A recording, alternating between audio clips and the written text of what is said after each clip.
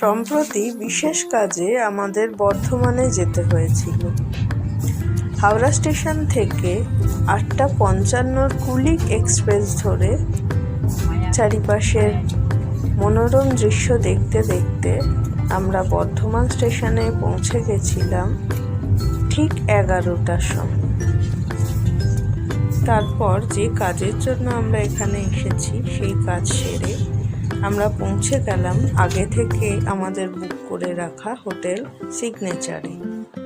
সেখান থেকে ফ্রেশ হয়ে আমরা প্রথমেই গেলাম এখানের বিখ্যাত সর্বমঙ্গলা মায়ের মন্দিরে। তারপরে আমরা সেখান থেকে গেলাম এখানের বিখ্যাত 108 শিব মন্দির দর্শন। মন্দিরের অপরূপ দৃশ্য আমাদের সত্যি মুগ্ধ করেছিল। পরে আমরা পৌঁছে গেছিলাম বর্ধমানের বিখ্যাত কঙ্কালীতলা মায়ের মন্দিরে। এই মন্দিরের পাশে একটি সুদৃশ্য সরোবরে প্রচুর মাছ দেখে আমরা মুগ্ধ হয়েছিলাম। সেখানে দেখলাম আমাদের মতো আরও অনেকেই এই অপরূপ দৃশ্য উপভোগ করছেন।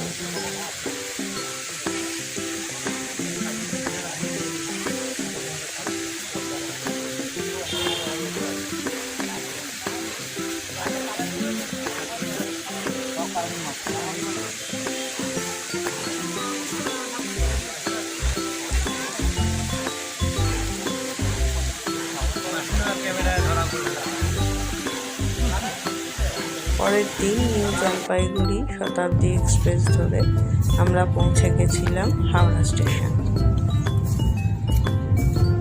ভিডিওটি সম্পূর্ণ দেখার জন্য অনেক ধন্যবাদ।